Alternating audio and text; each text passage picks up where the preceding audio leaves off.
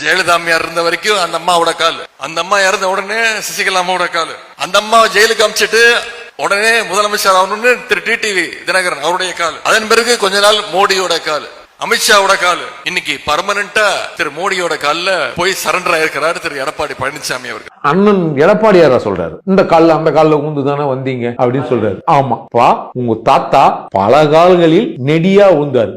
யார் கால ஒரு 2 சொல்லட்டுமா, உதாரணத்துக்கு சொல்லட்டுமா? ஒரு காலத்துல நெடுஞ்செழியன் காலில் ஊந்தாரப்பா உங்க தாத்தா, அன்னை சத்தியவாணி முத்து காலில் ஊந்தாரப்பா முதல்வர் பதவிக்கு, தினத்தந்தியில அவருடைய விளம்பரம் வர்றதுக்கு தினத்தந்தி அதிபர் காலில் ஊந்தாருப்பா உங்க தாத்தா.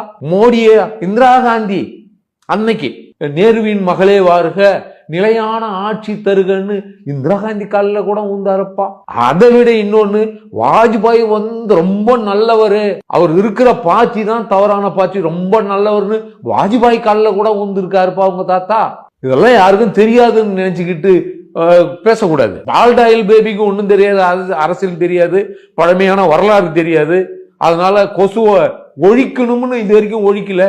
கொசுவும் இதுவும் ஒன்றும் பேசக்கூடாது. அந்த அவரு நம்ம துணை முதல்வராக நீங்க இருக்கலாம், அதுக்குன்னு இப்படி பேசக்கூடாது இல்ல, இன்னொருத்தவங்களை அவமதிச்சு பேசக்கூடாது இல்ல. அது என்ன பழக்கம்?